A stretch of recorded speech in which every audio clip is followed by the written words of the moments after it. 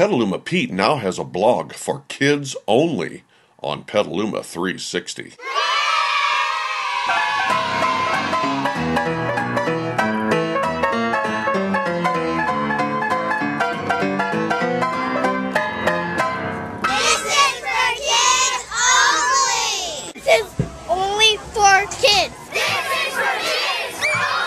Hey kids, Petaluma Pete here, and we're in downtown Petaluma today, and we're going to introduce you to a new friend, and his name is Bam. His full name is Bambino, but Bam is here today to introduce you to a new word, and that word is shelter. You ever heard that word before? Well, come with me, and let's find out what it's all about.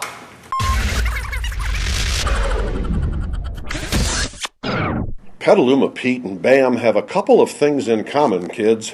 One is that they are both turning gray, and the other is sometimes making the wrong decisions. Hey, Bam. Bam lives in L.A., and when he comes here to visit Leo and Lola, he stays on his leash like a good boy. But there was this one day when he was not wearing his tags, and he managed to escape from the house. And I mean, he booked out of there, kids, running faster than a fifth grader. And he turned the corner before we even knew he was gone. And all 2.5 pounds of him bolted across the dangerous street, made a brief pit stop, and continued into the great unknown before you could say Jackie Robinson, leaving us to start the heart-pounding search for the little guy. 4 excruciating hours later, we get a call from the city animal shelter who saw our signs and said they think they may have the Bamster there. So we jumped in the car and we headed for the shelter, which is just off Lakeville, kids, where you turn into Shamrock Materials right there on Hopper, and you just follow the road right by the railroad track there on the left, and then turn right into the parking lot. Now, kids, I'm here to tell you that the city of Petaluma needs to be congratulated for the cleanest, coolest, best-run animal services facility that Petaluma Pete has ever visited. And the first thing we saw was this sign telling us they were open 1 to 6, Saturday 12 to 6, and closed Sunday and Monday. The second thing we saw was Kathy Sousa, the shelter supervisor, unloading a litter of 10 big 6-week-old puppies that were already 3 times the size of Bam, and they'd been staying at Kathy's house until old enough to be adopted. Once inside, the third thing we saw was the arrival of a stray dog in the arms of a very loving little girl who had sheltered the animal at her house for almost a week, trying to find its owner. And while Jason Peach, one of the animal control officers, scanned for a chip that might be embedded in the little guy, believe it or not, the phone rang just then, and the caller was asking if anyone found this very dog. And after the little girl realized she was going to have to say goodbye to her new friend, she started crying, which made Petaluma Pete cry. Anyway, Jason said that number of adoptions have really increased over the last year, perhaps because more people are staying home during the down economy and maybe decide to get a pet to warm up the house a bit.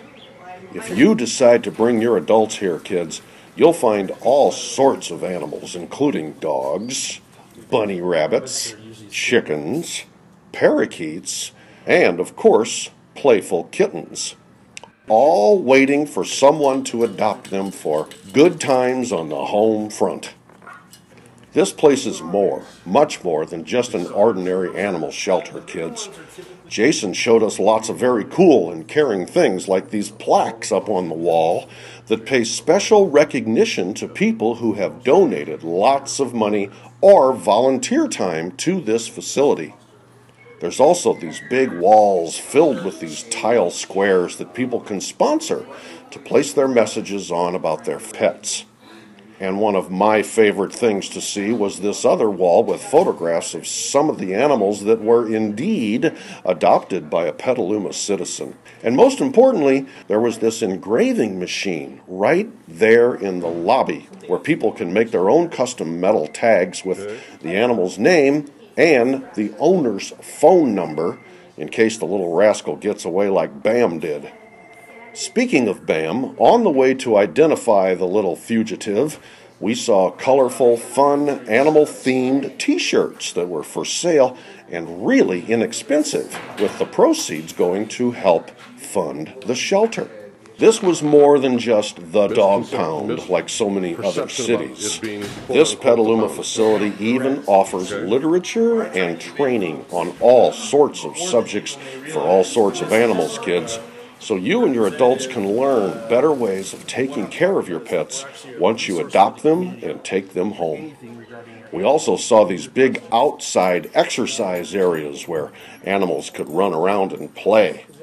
And they also have 3 different community rooms where the animals can hang out inside and goof with toys and look at pictures just like your room at home, kids.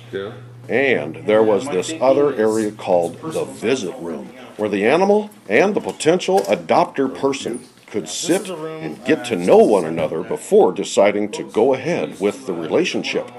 Don't you wish we had one of these rooms for our adults sometime?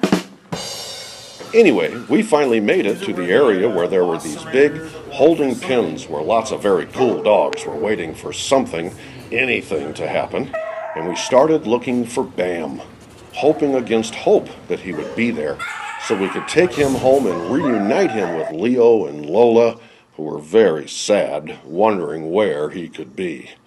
Sure enough, there he was, and to say he was happy to see us would be the understatement of the year. Bam almost jumped out of his skin when he saw us, and he started screaming, "Let me out! Let me out!" in dog language, until Officer Peach opened the pen, scooped him up, and brought him to us so we could sign all the necessary papers and break him out, but not before putting his tags back on. So that about wraps it up, kids. Until next time, remember to be nice to everyone, listen to your teachers, and eat more veggies. And thanks to the city of Petaluma for providing such a wonderful animal services facility run by such a dedicated professional staff. Because of them, Bam is back, kids. He's back to party on and howl with the best of them.